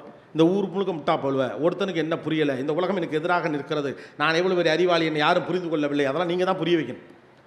அப்போ அறிவை நீங்கள் சரியாக பயன்படுத்தலை, அப்ளை பண்ணலை, அதுக்கான நாலேஜ் உங்கள்கிட்ட இல்லை, நான் பெரிய பிரச்சனை வந்துடும். ஏன் அப்ளை பண்ணுறதுல நமக்கு தயக்கம் இருக்குது, எனக்கு இது தெரியும் என்று சொல்ல தயக்கம் இருக்குது. Communication skill, that's a problem. விஷயம் நிறையா தெரியுது, ப்ரெசென்ட் பண்ண தெரியல, அதான் அப்ளிகேஷன். ஒரு உரையாடலை எப்படி தொடங்குவது என்று இந்த தலைமுறை பிள்ளைகளுக்கு தெரியவில்லைங்கிறார். ஜென்சி கிட்ஸை வேலைக்கு எடுப்பதற்காக கிட்டத்தட்ட 60% மேலான நிறுவனங்கள் பயப்படுவதாக சொல்லுகிறார். ஏனென்றால் அவர்கள் சொல் பேச்சு கேட்பதில்லை, இவர்கள் சொல்லுவது புரிவதில்லை, உடனே டயர்டாகிறாங்க, வேலையை விட்டு உடனே போயிடுறாங்க, சண்டைக்கு வராங்க அப்படிங்கிறான். ஏன்? கருவிகளோடு புழங்கி பழகுகிறார். பேசுங்க, வீட்டுக்குள் உரையாடல் நிகழ்த்துங்கள். உரையாட தெரியாத வீடுகள் இனி வளரவே முடியாது. எம்பத்தி மேட்டர்ஸ் நாட் த டெக்னாலஜி. மனிதனின் அறிவும் மனிதனுடைய எம்பத்தியும் தொழில்நுட்பத்துடைய உச்சமும் ஒரு கட்டத்தில் சேரும். அந்த சேர்ற இடம் தான் ஒருத்தர் வளருவதற்கான அறிவு. அந்த இடத்துக்கு போய் உங்களால் நம்ம பிள்ளைகளை தொட வச்சுட்டோம்னா அவங்க கிளியர் கட்டாக இருப்பாங்க. எல்லாத்தையும் அவங்க ரெபலிஸ்டிக்காக மட்டும் தான் இருப்பாங்க. சண்டை போடுறது பேர் வீரம் நினைப்பாங்க. நம்மளாம் அப்படி தான் நினச்சோம் இல்லையா? வீரம் என்று எதை நினச்சிக்கிட்டு இருந்தோம்? திருவிழாவில் எங்கள் ஏரியாக்காரங்க எவனாவது வம்புழுத்தானா கையை பிடிச்சி ஒடிச்சுட்டு மாப்பிள்ளை ஒத்த கையை தொங்க விட்டோம்ல அப்படின்னு சொல்லிட்டு தெரிஞ்சது. ஆனால் வீரம்னு பின்னால் தான் தெரிஞ்சது இதல்ல வீரம் அப்படின்னு. வீரம் என்பது இதுவல்ல என்பது தெரிந்தது அப்போது தான். எனக்கு ஆத்திரம் வந்த போதும் அடக்கி கொண்டிருந்தது தான் வீரம் என்று புரிகிற போது தான் வீரம்னா எனக்கு என்னன்னு புரிஞ்சுது. எளியவனை தாக்கக்கூடாது, பாவம் அவன் அப்படின்னு தெரிஞ்சப்போ தான் எனக்கு தெரிஞ்சு உண்மையான வீரம்னா என்னென்னு. அப்போ சில காலங்களில் ஒவ்வொரு காலத்தில் definition of what you believe will change over the experiences and எக்ஸ்போஷர்மா. நீங்கள் எதையெல்லாம் வரையறுத்து வைத்திருந்தீர்களோ அதெல்லாம் உங்கள் அனுபவத்தின் அடிப்படையில் அதற்கான அர்த்தம் மாறிக்கொண்டே இருக்கும். அப்படித்தான் வாழ்க்கையோட அர்த்தம் மாறிக்கொண்டே இருக்குது. ஒரு காலகட்டத்தில் பணம்னா என்ன யோசிச்சு பாருங்கள். மனிதனுடைய ஆரம்ப காலத்தில் பணம்னா என்ன? முதல்ல பணமே இல்லை. நான் கத்திரிக்காய் கொடுப்பேன், அவன் வெண்டிக்காய் தருவான். அண்ணா அதுக்கு முன்னால் ரொம்ப சுமூகமாக ரொம்ப சந்தோஷமாக இருந்தோம். மனுஷன் விவசாயம் பண்ண ஆரம்பித்த பிறகு தான் நிறைய சண்டையை வந்துச்சுக்கிறான். நம்ம விவசாயத்தை கொண்டாடுறான், நான் இல்லைன்னு சொல்ல. முதல்ல மனுஷன் என்ன பண்ணான்னா அவனுக்கு பிடிச்சதை பிடிங்கி தின்னு இருந்தான். எல்லாருக்குமான கொஞ்சம் உயரமாக இருக்கவன் மேலே இருக்கிறத பிடிங்கி திம்மா, கொஞ்சம் உயரம் குறையாக இருக்கேன் கீழே இருக்கிறத பிடிங்கி திம்மா, பிடிச்சதை பிடிங்கி திம்மாய். இல்லைன்னா அண்ணன் இந்த எட்டலை எடுத்து கொடுமா, அவன் பிடிங்கி கொடுப்பான். அவ்வளவுதான். போகிற இடத்துல தங்கினாங்க, யாருக்கும் எந்த இடமும் சொந்தம் கிடையாது. தங்குற இடம் சொந்த இடம், தங்கிட்டு போயிட்டே இருப்பான். மனுஷன் மூவிங்லே இருந்தான். சேப்பியன்ஸ் புத்தகத்தில் அற்புதமாக அவாலோரா சொல்கிறாரு, மனிதன் தன்னை காப்பாற்றிக் கொள்வதற்காக கோதுமை விதைத்தான், கடைசியில் கோதுமையை காப்பாற்றுவதே அவன் வேலையாகி போனது அப்படிங்கிறார். மனுஷன் தன்னை காப்பாற்றுறதுக்காக கோதுமை விதைச்சானா, கோதுமை விதைக்கிற வரைக்கும் அவனுக்கு கிடைச்சதெல்லாம் சாப்பிட்டான், எல்லாருக்கும் எல்லாம் இருந்துச்சு. கோதுமை விதைச்சவனே விதைச்சவன் பெரிய புத்திசாலி ஆகிட்டான், அவனுக்கிட்ட அதிகாரம் வந்துருச்சு. கோதுமையை ஈயெல்லாம் வந்து திங்கவும் ஈய விரட்டுறதுக்கு அங்கே உட்காந்தான். வளர்ந்து நின்றவனே குதிரையில் வந்த கொள்ளையர்கள் அதெல்லாம் திருட வந்தாங்க, கருவிகள் செய்ய ஆரம்பித்தான், அவங்களோட சண்டை போடணும்ட்டு. கடைசியில் கோதுமை விளையிற வரைக்கும் நகரவே முடியல, குடிசையை போட்டு அங்கேயே உட்காந்துட்டான். சந்தோஷமாக தெரிஞ்சவன் ஆக்கி தின்னணும்னு ஆரம்பித்தப்போ வந்துச்சு பிரச்சனை அப்படிங்கிறான். கோதுமை தன்னை காப்பாற்றும் என்று விதைத்தான் மனிதன், கோதுமையை காப்பாற்றுவதே மனிதனுக்கு பிரச்சனையாகி போனது. ஒவ்வொரு காலகட்டத்தில் ஒவ்வொன்று, ரைட்டா? அப்படி விதைச்சோம் வளர்ந்தோம் போனோம். ஒரு இடத்துல காசுன்னு ஒன்று வந்துச்சு. காலனா கொடுத்தா கத்திரிக்காய், அரையனா கொடுத்தா முருங்கைக்கான்னு ஏதோ ஒன்று நடந்துச்சு. அப்போ அதற்குடைய பேர் எனக்கு தேவைப்படக்கூடிய ஒன்றை நான் வாங்குவதற்கான பயனை தருவதன் பெயர் பணம். That is the meaning of money on those days. அடுத்த கட்டம் என்ன பார்த்தானுங்க, காசு இருந்தால் பொருள் வாங்கலாம் போல இருக்கு. இப்போ காசை கொஞ்சம் சேர்ப்போம் அப்படின்னு நினச்சான்.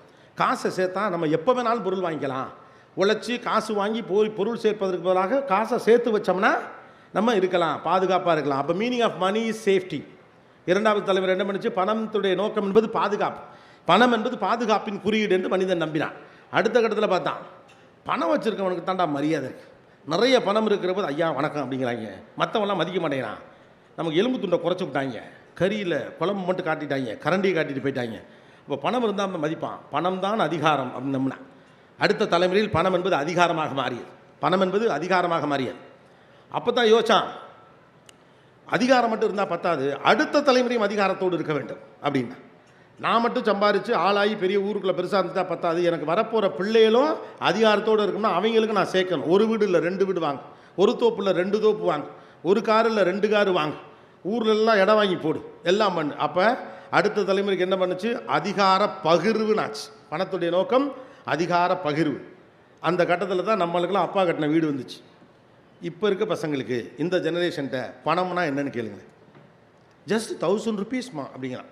இவருக்கு ஈரக்கொலையெல்லாம் நடுங்குது. 1000 ரூபாடா, 1000 ரூபா இல்லைப்பா, 1000 ரூபா, 5000 தோலை தூக்காதங்கிறேன். இந்த ஜெனரேஷனுக்கு மணி இஸ் ஜஸ்ட் ஃபன், அவ்வளோதான். வாழ்க்கை வாழ்வதற்கே இவனுடைய கணக்கே அவ்வளோ மட்டும்தான். Money is fun. ஏன்னா அவங்க பயம் இல்லை. நம்மளை மாதிரி நாளைக்கு காலையில் என்ன அவங்கிற நடுக்கம்லாம் இல்லை. வளர்ந்த தேசத்தின் பிரஜைகள் அவர்கள். கொடி கட்டி அப்படி காய போட்டிருக்கு வாய்ப்பு. என்ன வேணாலும் எனக்கு வேணுங்கிறத நான் பிடிச்சி எடுத்துப்பேன். மீ எனக்கு பிடிச்சது வேணும். அவனுக்கு பயம் இல்லை. நம்ம நினைக்கிறோம் அதை தாந்தோண்டித்தனம்னு நினைக்கிறோம். அது ஒரு நம்பிக்கையின் இன்னொரு குறியீடு தான். அவன் நமக்கு வாய்ப்புகள் இல்லாத காலகட்டத்தில் பத்திரமா வச்சுக்கணும்னு நினச்சான். அவனுக்கு என்ன, நாளை காலையில் போனால் அவன் செய்கிறான். ஒரு மாதம் முழுக்க வேலை பார்த்து 1 லட்ச ரூபா பணம் சம்பாரித்து 2 லட்ச ரூபாய்க்கு பார்ட்டி வைக்கிறாங்க. இங்கிட்ட அப்படியே அவங்க குடும்பமே கொண்டு போயிட்டு கொலசாமிட்டு அழுகுது, ஐயோ இப்படி ஃபுல்லாக உருப்படாமல் போச்சேன். அவன் அடுத்த மாதம் 2 லட்ச ரூபா சம்பாரிச்சிருவான். அவரை பொறுத்த வரைக்கும் மணி இஸ் ஃபன். அப்போ பணத்தினுடைய மீனிங் மாறிக்கொண்டே இருப்பதை போல வாழ்க்கையுடைய மீனிங் மாறிக்கிட்டே இருக்குது. இந்த பிள்ளைகள் உங்களுக்கு யார்? ஒவ்வொருத்தருக்கும் ஒவ்வொரு அடையாளம். கலீல் ஜிப்ரான் ஒரு இடத்துல சொல்கிறார், இந்த பிள்ளைகள் உங்கள் மூலமாக பூமிக்கு வந்தவர்கள் என்று உங்களுக்காக வந்தவர்கள் அல்ல அப்படி. வைரமுத்து இன்னும் சூப்பராக அதை சொல்லுவார். ஜப்பானில் ஒரு பிள்ளை அறிவாளியாக பெறப்படுகிறது. அமெரிக்காவில் ஒரு பிள்ளை விஞ்ஞானியாக பெறப்படுகிறான். ஏதோ இன்னொரு நாட்டு பேரை சொல்லி அங்கேயே ஒரு ஆசிரியனாக பெறப்படுகிறான். இந்தியாவில் மட்டும்தான் ஒரு பிள்ளை கொல்லிக்காக பிறக்கப்படுகிறது அப்படின்பார். இந்தியாவில் மட்டும்தான் ஒரு பிள்ளை கொல்லிக்காக பெற்றெடுக்கப்படுகிறது. ஒன்றுமே இல்லைனாலும் கொல்லி வைக்க ஒரு பிள்ளை வேணும். கொண்டே விட்டால் சாம்பல் தரப்போகிறான் சொம்புல, விவேக் சொல்கிறது மாதிரி.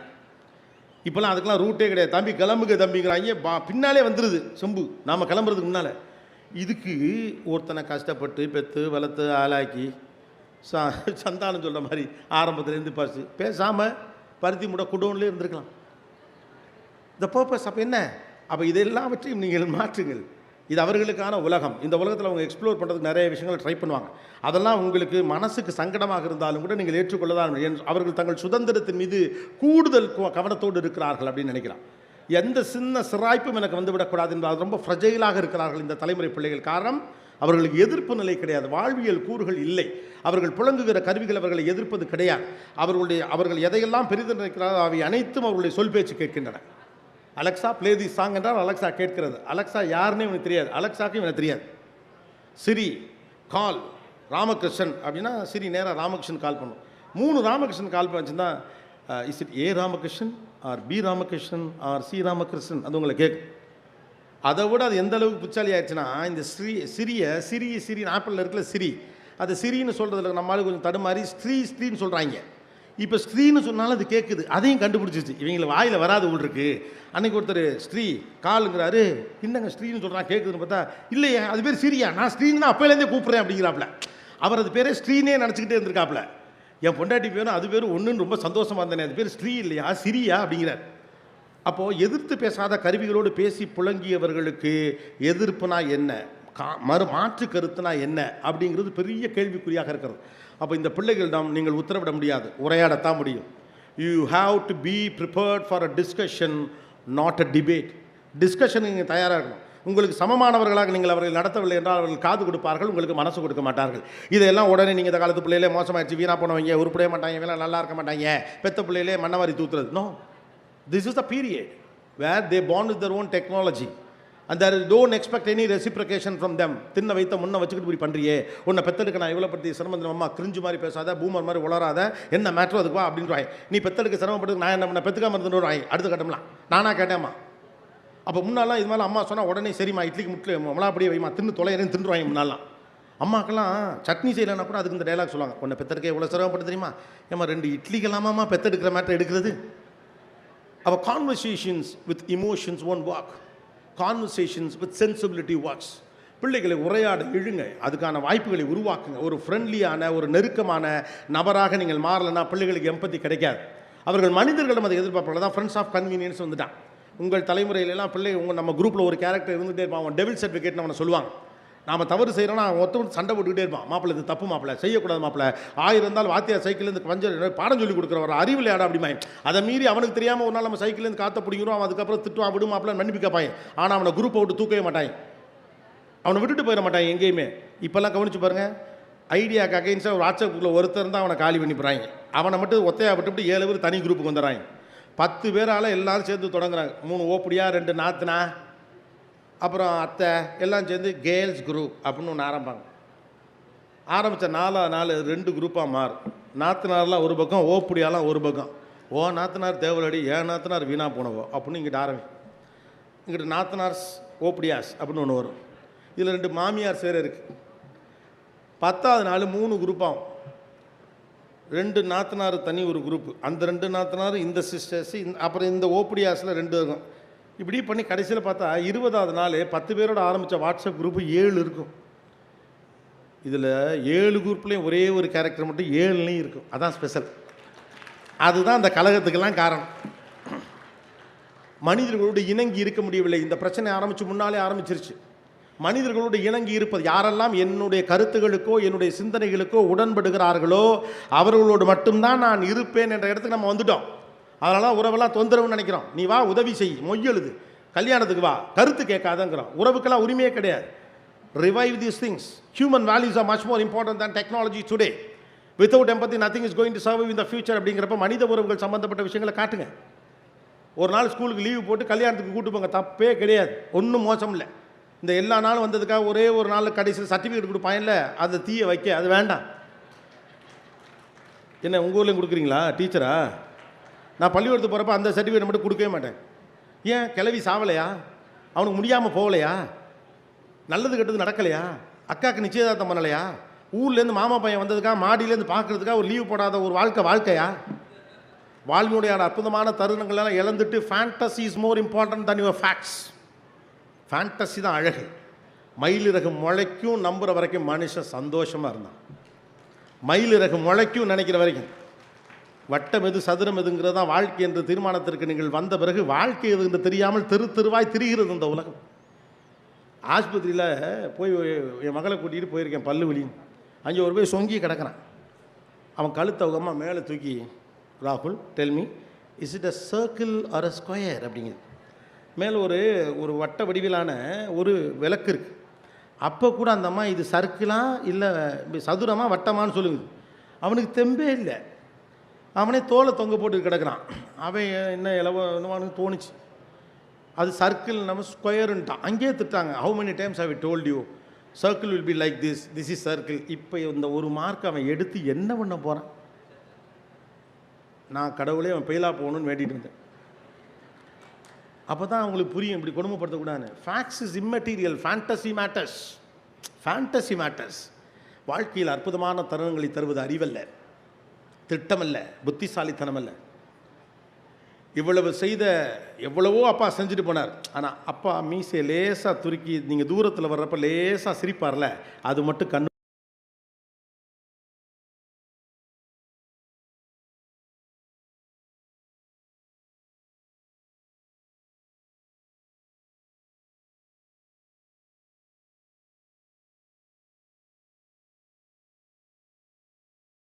ஸோ சில விஷயங்களை ஷேர் பண்ணிடுறேன். 4 முக்கியமான விஷயங்கள் புதிய உலகத்துடைய நவீன இலக்கணங்களில் நான் நம்பக்கூடிய 4 விஷயம். Don't plan too much, life has its own plans. வாழ்க்கையில் ரொம்ப அதிகமாக திட்டமிடாதீங்க. நம்ம ஆளுகளுக்கு ஒரு பெரிய பிரச்சனை, பக்காவாக திட்டம். அப்படி ஒரு பிரிண்ட் அவுட் கடவுள்கிட்டே இல்லை. எல்கேஜியில் சேர்த்து இதை படிக்க வச்சு இன்ஜினியர் ஆக்கி அமெரிக்காவில் கொண்டே விட்டு சைலிகான் வழியில் காசு எடுத்து இது பண்ணி அது பண்ணி இதெல்லாம் தெரிஞ்சால் கடவுளே கரெக்ட் பண்ணிடுவாரே. அப்படி ஒரு ப்ளூ பிரிண்ட் நம்மகிட்டே இல்லை. நீங்கள் எப்பொழுது அதிகமாக திட்டமிடுகிறீர்களோ வாழ்க்கை உங்கள் கண் முன்னால் வைத்திருக்கிற வாய்ப்புகளை கவனிக்காமல் போவீர்கள். லைஃப்பில் பல அற்புதமான தருணங்கள் திட்டமிட்ட போது நடந்தது கிடையாது. நீங்கள் திட்டமிடாமல் இருந்தது தான் அற்புதமான தருணங்களை உங்களுக்கு தந்தது. கல்யாணத்தில் மேடையில் ஏறி போஸ்ட் கொடுப்பீங்களே, சில பேர்லாம் சாவு வீட்டில் இருக்க மாதிரி நிற்பாங்க. ஆனால் கேண்டீனில் அந்த பொண்ணு அப்படி கேஷுவலாக அங்கிட்டு சிரித்தது, அந்த பையனை ரகசியமாக பார்த்தது, இவன் அந்த பொண்ணுக்கிட்ட கிட்ட போய் பேச போனது, எங்கேயோ பின்பக்க கண்ணாடியில் பார்த்து இப்படி தலையை சொரிஞ்சதுன்னு கேண்டீனில் டக்குன்னு அடிச்சிருப்பாங்க. அதுதான் அந்த ஆல்பம் முழுக்க அழகாக. வாழ்வின் அற்புதமான பல தருணங்கள் நீங்கள் திட்டமிட்டு நடந்ததல்ல, திட்டமிடாமல் நடந்தது தான். நாளை காலை பிள்ளை வருகிறான் என்பதற்காக நீங்கள் போய் ரயில்வே ஸ்டேஷன்லேயோ ஏர்போர்ட்லேயோ நிற்கிறப்ப அந்த பிள்ளை முகத்தை பார்த்தோன்னே கிடைக்கிற மகிழ்ச்சியை விட நீங்கள் எதிர்பாராமல் வீட்டில் கைலியை கட்டி நிற்கிறப்ப பின்னாலேருந்து கண் பொத்தி அப்படி கட்டி பிடிக்கிற அமெரிக்காவிலும் வந்திருக்கிற பிள்ளை தர்ற இமோஷன் இருக்குல்ல, அதான் இமோஷனே. லைஃப்பை ரொம்ப திட்டமிடாதீங்க. வாழ்க்கையை விட நீங்கள் ஒன்றும் அறிவாளெலாம் கிடையாது. வாழ்க்கை திட்டமிடப்படிலாம் நடந்துரும்னா உலகத்தில் எல்லா பேரும் புச்சாலி ஏறுவானே. நீங்கள் தேவையில்லாமல் அதீதமாக திட்டமிட்டு இதை நான் சொல்கிறேன்னா காலம் வேகமாக மாறுது. முன்னால் மாற்றத்திற்கான இடைவெளி அதிகமாக இருந்துச்சு இல்லையா? அம்பாசிடர் கார்லேருந்து மாருதி கார் வர்ற வரைக்கும் அவ்வளோ காலாச்சு. மாருதி கார்லேருந்து அடுத்த கார் வர வரைக்கும் அவ்வளோ பெருசாச்சு. மாருதி கார் வந்தப்போ வாங்க போனவங்களோட வேடிக்கை பார்க்க போனவன் தான் கூட. என்னடா சோப்பு டப்பா மாதிரி ஒரு கார். எங்கள் பாட்டிலாம் அது சாகிற வரைக்கும் பார்த்த எல்லா காரையுமே அம்பாசிடர் தான் சொன்னிச்சு. அதெல்லாம் ஒத்துக்கவே முடியல. எல்லாமே அம்பாசிடர் கார் தான். காரனாவே அது அம்பாசிடர் அவங்க நம்பினாங்க. ஆனால் இன்றைக்கி அப்படி இருக்கா? ஒரு ஃபோனை வாங்கிட்டு வெளியில் வந்து மாப்பிள்ளை இந்த ஃபோனை வாங்கிட்டேன், அட ஏன்டா இதை வாங்கினேன், நாளைக்கு வேறு மாடல் வருதுங்கிறான். இது பழசுங்கிறாங்க. அதை விட வைத்திருச்சா 1,50,000 ரூபாய்க்கு வாங்கின போனால் மறுநாள் 60,000 அவனே சொல்கிறான். அவனே பேப்பரில் விளம்பரம் போட்டுறான். அப்போ மாற்றம் வேகமாக நடந்து கொண்டிருக்கிறது. வாய்ப்புகள் எப்படியெல்லாம் வரும் நமக்கு தெரியாது. காலம் எப்படிலாம் மாறும் தெரியாது. முந்தானத்து வரைக்கும் நம்ம நம்பிக்கிட்டு இருந்த மேஜிக்கு இன்றைக்கி மாறிடுது. ஏன்னு பெருசாக சொன்னாங்க. மஹிந்திராவோட சிஇஓட உட்காந்து முந்தானத்து ஒரு இன்டர்வியூ எடுக்கிறேன். அவர் சொல்கிற அவர்கிட்ட பேசுகிறப்ப டெஸ்லா அவங்க ஒரு ப்ராஜெக்ட் பண்ணிகிட்டு இருக்கிறான். அது ஏஐயும் ஈவியும் சேர்த்துட்டான். எலக்ட்ரிக் வெஹிக்கிளோட ஏஐ. இன்ஜின் இருக்காது, டிரைவர் இருக்க மாட்டான். காரில் ஏறி அத்தை வீட்டுக்கு போ அப்படின்னா எந்த அத்தை வீடு? காஞ்சனாத்த வீட்டுக்கு போ. உங்களுக்கு சண்டையாச்சே, இருந்தாலும் பரவாயில்ல போ, சண்டை போட தான் போகிறோம். எல்லாத்தையும் சொல்லிடும். கம்ப்ளீட்லி எல்லாத்தையும் அது சொல்லிடும். அது பழைய டேட்டாலேருந்து எடுக்கும். அத்தைக்கு உங்களுக்கு பிரச்சனையாச்சே இருக்குது தெரியும். அன்றைக்கி ஒரு 2 வார்த்தை பேசணும்னு நினச்சேன், அதை மறந்துட்டேன். இப்போ அதை பேசுறதுக்காக தான் போகிறேன். நேராக அத்தை வீட்டு வாசலில் வண்டி போய் நிற்கும். நான் இருக்கட்டா கிளம்பட்டா செத்துரு அடித்தாங்கன்னா தப்பிக்கணும், உடனே வந்துடுறேன். உள்ளே ஓடி வரல, அங்கேருந்து திட்டுதுன்னு ஓப்பன் த டோர் அப்படின்னு பாஞ்சுனா மறுபடியும் வீட்டில் கொண்டே மாடியில் கொண்டே இறக்கிட்டு பயலுங்கெல்லாம் மாடியில் நேராக பாராசூட்டில் குதிப்பாங்க. எவனுக்கு தெரியும்? அங்கே உட்காந்து எல்லுசாமின்னு ஒருத்தர் நம்மால் தான் அவர். அந்த டிசைன் பண்ணுறவர் ஒரு தமிழர்.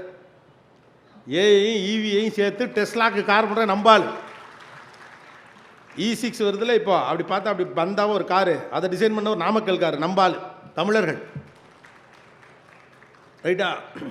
அப்போ ஏஇவி டெக்னாலஜி வருது. அப்போ டெக்னாலஜி மாறிக்கிட்டே இருக்குது, உலகம் மாறிட்டே இருக்குது, நுவான்சஸ் மாறிட்டே இருக்குது, ஐடியா மாறிட்டே இருக்குது, மூட் ஸ்விங் மாறிட்டே இருக்குது, சைக்காலஜி மாறிட்டே இருக்குது, டேஸ்ட் மாறிட்டு இருக்குது, சினிமா மாறிட்டு இருக்குது, மீடியம்ஸ் மாறிட்டு இருக்குது. அப்போ இவ்வளோ மாற்றங்கள் வேகமாக நடக்கிற காலத்தில் அதுக்கான இடங்கள்லாம் கொடுக்காம நீங்கள் வாழ்க்கை அதீதமாக திட்டமிட்டிங்கன்னா லைஃப் ஒர்க் அவுட் ஆகாது. அதனால் அப்பாக்களுக்கு தான் இந்த வேண்டுகோள். லைஃப்னால் ஒரு பிளான் இருக்கணும். ஒரு மண்ணு வேணாம், பேசிக் பிளான் போதும். நீங்கள் படித்த படிப்பை யோசிச்சுக்கிட்டே மெக்கானிக்கல் இன்ஜினியர் படிக்க வைக்கிறேன், சிவில் இன்ஜினியரிங் படிக்க வைக்கிறேன், இது படிக்க வைக்கிறேன், அது படிக்க வைக்கிறேன்ட்டு யோசிச்சுக்கிட்டு இன்னும் சேர்ப்பீங்க. 15 வருஷம் கழிச்சு அது என்ன ஆகுதுன்னு எனக்கு தெரியாது. பயல்களுக்கு ரொம்ப சந்தோஷம். உங்களுக்கு 5 நிமிஷம் இருக்குடி கடைசியாக வெயிட் பண்ணுங்கள். பயல்கள்லாம் அண்ணன் நல்லா பேசுகிறாரு, நல்லா திட்டுறாரு, நமக்காக அண்ணன் தாண்டா பேசுகிறாரு அப்படின்னு என்னை நம்பி கைத்தட்டிடாது. கடைசி 5 மினிட்ஸ் உங்களுக்கு தான். Second important thing, don't choose when you are desperate, you will choose the wrong one. இது பசங்களுக்கு. நீங்கள் டெஸ்பரேட்டாக இருக்கப்போ ஒன்று சூஸ் பண்ணாது. ரொம்ப பசியோடு இருக்கப்போ சரியானதை சாப்பிட மாட்டீங்க, பசிக்கு தான் சாப்பிடுவீங்க. நீங்கள் டெஸ்பரேட்டாக இருக்கப்போ ஒன்று சூஸ் பண்ணாதீங்க. லவ் பண்ணியே ஆகணும்னு நினைக்கிறவன் ஏதாவது ஒரு பிரச்சனையை கல்யாணம் வந்துடுவான். லவ் பண்ணியே ஆகணுங்கிறவன் காதல் வர்றப்போ வரட்டும், அதை அனுபவிச்சு என்ஜாய் பண்ணி காதலிக்கிறங்கிறவன் கரெக்டான ஒரு ஆளை காதலிப்பான். இல்லைன்னா ஒரு பிரச்சனையை கல்யாணம் பண்ணி கூட்டியாந்துவான். Don't choose. ஏன்னா இன்றைக்கி ஆப்ஷன்ஸ் நிறையா இருக்கிறதுனால சொல்கிறேன். ஒன்று வேணும் அப்படிலாம் இருக்கணுங்கிற அவசியம்லாம் இல்லை உலகத்தில். நான் காதலுக்கு எதிராக சொல்ல, காதலிங்க சந்தோஷமாக இருங்க, நல்லா இருங்க. காதலை கடக்காதவர்கள் யாருமே இல்லை. இதெல்லாம் போங்கு. பிறந்ததுலேருந்து வளர்ந்து காதலிக்காமல் படித்து விட்டு அவன் மாட்டுக்கு ஒரு பொண்ணை கல்யாணம் பண்ணி சந்தோஷமாக இருக்கவங்களாம் உலகத்தில் பல பேர் இருக்கான். ஒரு காதலை கடக்காதவர்கள் உலகத்திலே இருக்க முடியாதுன்னா எல்லோரும் நினைக்கிறது. அப்படிலாம் கிடையாது. ஏதாவது தோணாதவன்.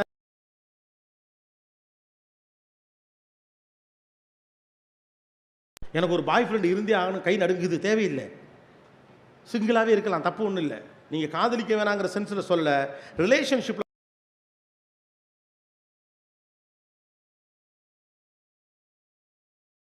செய்து விடுவீர்கள். அதில் கவனமாக இருங்க.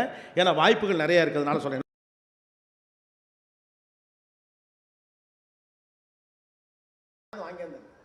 அவுடேட்டட் ஃபெயிலியர் மாடல், அவனை விட பெருசாக வாங்கணும் கார் அப்படின்னு தான் தோணும். லாரி வாங்குங்களேன், நல்ல பெருசாக இருக்கும்.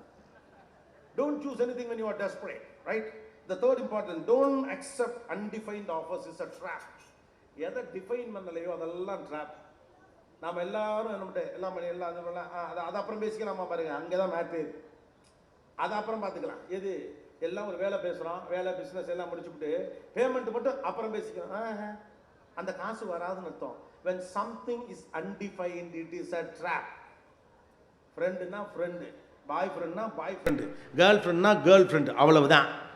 அது உங்கள் ஒரு எதுக்கும் புரியாத புதுவிதமான உறவு. அப்படி ஒரு கருமம் இல்லை.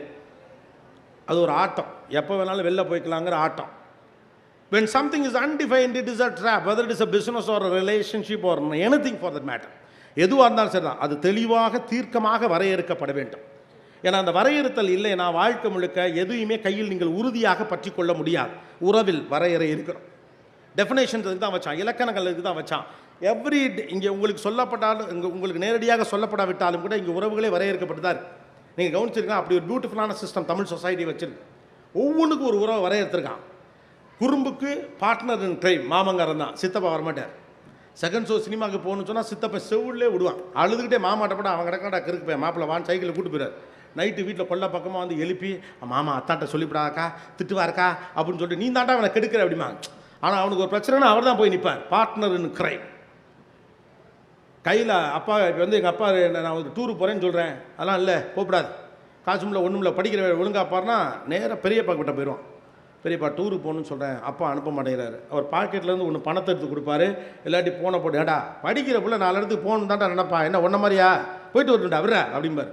அவர் பல்ல கடிச்சிட்டு பேசாமல் இருப்பார், நெஞ்சை நிமித்திட்டு வருவான். ஏன்னா பெரியப்பா பர்மிஷன், அப்பாவால் ஒன்றுமே பண்ண முடியாது. டிஃபைன்டு, பெரியப்பாவுக்கு அந்த அதிகாரம் இருக்குது.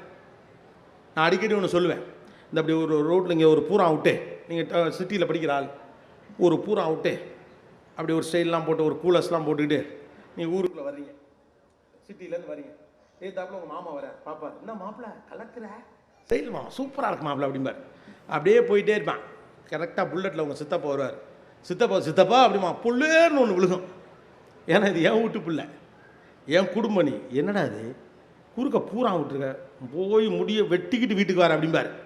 அவன் அப்படியே போவான், முடி வெட்டலாம்ட்டு ஒரு கடைக்கு போவான். பக்கத்தில் அந்த மாமா கடை, கண்ணை செவந்திருக்கு. கடைக்கிட்ட போய்ட்டு மாமா அப்படின்ட்டு கையெடுப்பான், கண்ணை செவந்திருக்கும். கரெக்டாக அவர் கேட்பார், என்ன உங்கள் சித்தப்பனை பார்த்தியா அப்படின்னு.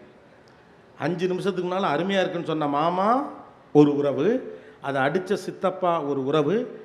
உங்கள் பையனை நீங்கள் உங்கள் நாத்தனார் முன்னால் கை வைக்க முடியாது, ரைட்டு தானே? அடிப்பீங்களா என்ன? வேணும்னு தான் அடிக்கிறது. அதுவும் அத்தக்காரி வந்தால் வேணே போட்டு அடிக்கிறது. அது அவங்க அப்பாவின் முகம், அவங்க அண்ணனின் முகம். அந்த ஆத்திரத்தை தீர்த்துக்கிறது தான் அடிக்கிறது. அவங்க சொல்லுவாங்க அடிக்காத அப்படிம்பாங்க, இல்லைன்னா அதிகபட்சம் ஏன் முன்னால் அடிக்காது அப்படிம்பாங்க. அதை மீறி நீங்கள் அடிச்சு நான் பிள்ளைய கையை பிடிச்சி அத்தக்காரி தரத்தரன்னு அவ வீட்டுக்கு கூட்டிகிட்டு போயிடுவான். அவனுக்கு கரிசோறு ஆக்கி போட்டு புது ட்ரெஸ் எல்லாம் எடுத்து கொடுப்பாங்க. அவன் அன்றைக்கி நைட்டு அங்கே தான் இருப்பான். மறுநாள் நீங்கள் உங்கள் வீட்டுக்காரை கூட்டிகிட்டு போய் மன்னிப்பு கேட்டு தான் கூட்டு வர முடியும்.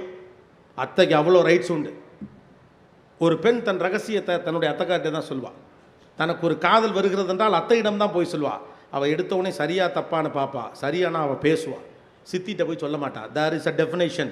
அத்தைக்கு ஒரு டெஃபினேஷன், மாமனுக்கு ஒரு டெஃபினேஷன், சித்தப்பாக்கு ஒரு டெஃபினேஷன். நம்ம பழக்க உறவுகளே எப்படி பழகம் தெரியுமா? சில பேரை அத்தை என்றும் மாமா என்றும் அழைப்போம். அப்பாவுடைய நண்பர்கள் சில பேரை சித்தப்பான்னு அழைப்போம்.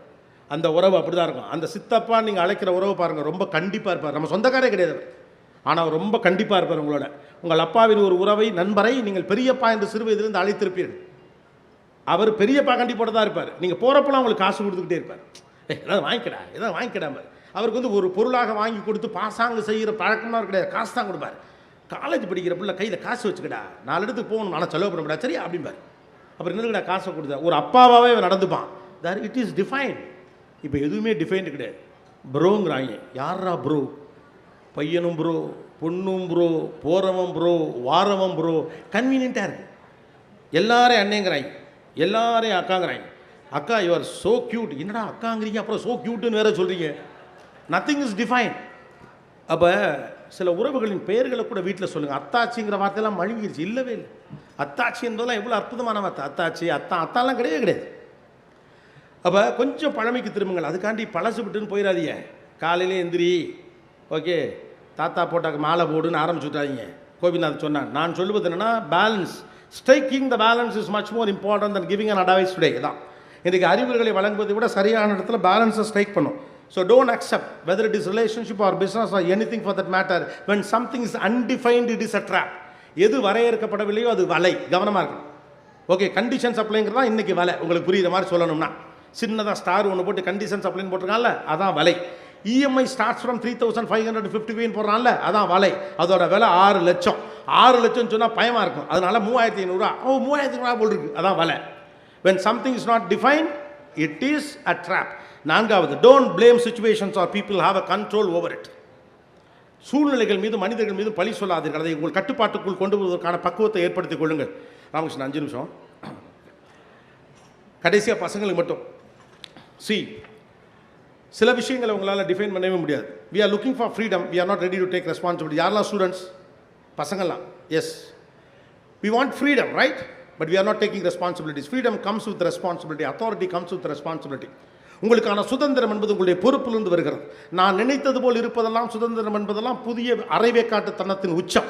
நீங்கள் நினைப்பது போல இருக்க வேண்டும் என்று ஒரு நாளும் நினைக்காதீர்கள். எப்போது நீங்கள் பொறுப்போடு இருக்கிறீர்களோ இயல்பாகவே வீடு உங்களுக்கு அதற்கான சுதந்திரத்தை தரும்.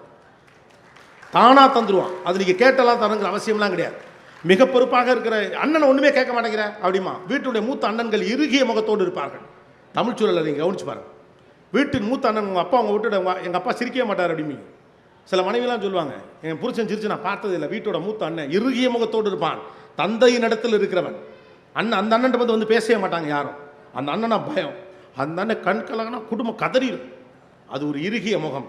அவனாக அவன் போட்டுக்கொண்ட வேலி. ஓகே, அப்போ நீங்கள் ஒரு விஷயத்தை புரிஞ்சுக்கணும். அந்த ஆளுக்கு மட்டும் அந்த இம்பார்ட்டன்ஸ். காரணம், அவன் பொறுப்போடு இருக்கிறான். இந்த குடும்பத்தை காப்பாற்ற வேண்டும் என்பதில் கவனமாக இருக்கிறான். தவறுகள் செய்யாதவனாக இருக்கிறான். தீங்கிழைக்காதவனாக இருக்கிறான். பிழைகள் செய்யாதவனாக இருக்கிறான். கெட்ட பழக்கங்கள் இல்லாதவனாக இருக்கிறான். Freedom comes with responsibility. Authority comes with responsibility. Don't just ask freedom. Right? உங்கள் பெற்றோர்கள் உங்களால் எளிதாக சண்டையிட்டு விட முடியும். ஆனால் அதற்கான அறிவை தந்ததே அவர்கள்தான் என்பதை உங்கள் யோசிக்கிற போது மட்டும்தான் உங்களுக்கு அது புரியும். ரைட்டு தானே? ரைட்டு தானே? எதனால் அது நடந்திருக்கு நமக்கு தெரியணும்ல. எதனால் அது நடந்திருக்கு நமக்கு தெரியும்ல. அவர்களோட எளிதாக உங்களால் இப்போ மெச்சூரிட்டிங்கிறது சண்டை போடுவதில்லை. எல்லாவற்றையும் எதிர்ப்பதற்கு பெயர் போராளித்தனம் என்று நீங்கள் குழப்பியெல்லாம் கொள்ளக்கூடாது. இருக்கிற எல்லாத்தையும் எதிர்ப்பதெல்லாம் வீரம் கிடையாது. எதை எதிர்க்கணுங்கிற அறிவு தான் வீரம். இது சரியில்லை, இதை எதிர்ப்பது என்பது தான் வீரம். ஒரு சிஸ்டம் இங்கே இருக்குன்னா அதை எதிர்ப்பேன் என்பதெல்லாம் வீரம்லாம் கிடையாது. ஏன் அதை செய்யணும், ஏன் அதை செய்யணும் கேள்வி கேட்டால் எல்லாத்தையும் நீங்கள் செஞ்சுக்கிட்டே இருக்கலாம். Whether you like it or not, that world walks with system. நீங்கள் விரும்பினாலும் விரும்பாட்டியும் சிஸ்டம் தான். எல்லாம் உடம்பே சிஸ்டம் தான். வாய் வழியாக தான் சாப்பிட முடியும். ரைட்டு தானே? எப்போ ஊசி போட்டு சாப்பாடு ஏற்றுறாங்கன்னா உடம்பு செல்லாமல் இருக்குன்னு அர்த்தம். அவ்வளோதான். நம்ம எதிர்ப்பது என்பதெல்லாம் வீரம் கிடையாது. எதை எதிர்ப்பதுங்கிறது தான் வீரம். ஒரு விஷயத்தை உங்கள் பெற்றோர்களுக்கு உங்களால் சொல்லி புரிய வைக்க முடியும்னா நீங்கள் மெச்சூர்டாக இருக்கீங்கன்னு அர்த்தம். அவங்களுக்கெல்லாம் புரியாத ஒதுங்கிக்கிறீங்கன்னா உங்களுக்கு பேச தெரியலைன்னு அர்த்தம்.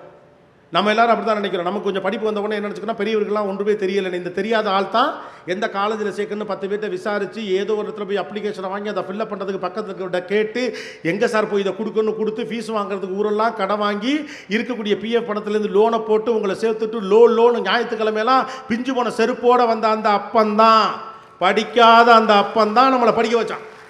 You should have a record. It is a high time that you need to reciprocate. They are not machines, they are not your Googles.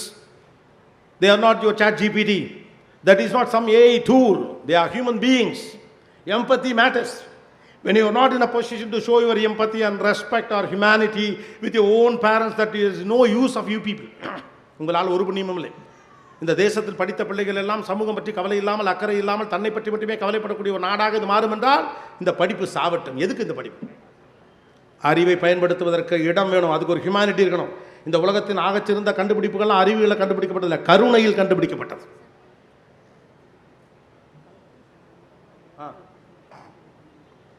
எது 10 நிமிஷம் கண்டினியூ பண்ணுமா? ஓகே, உங்களுக்கு ஓகேயா?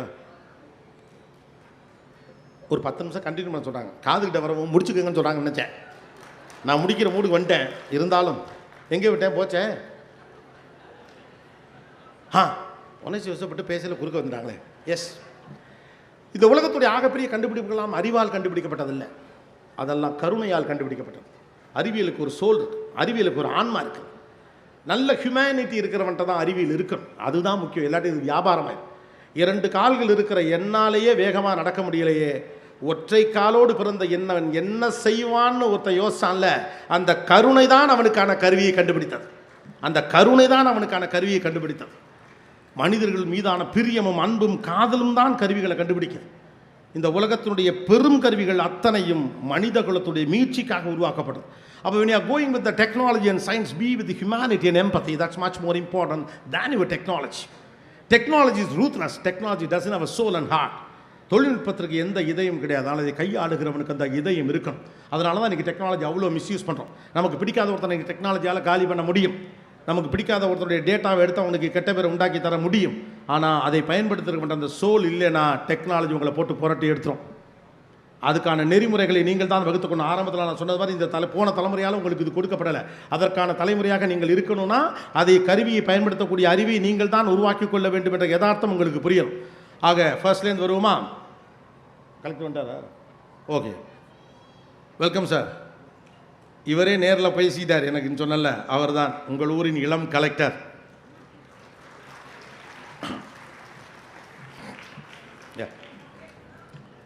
So I would like to sum up the first 10 important things.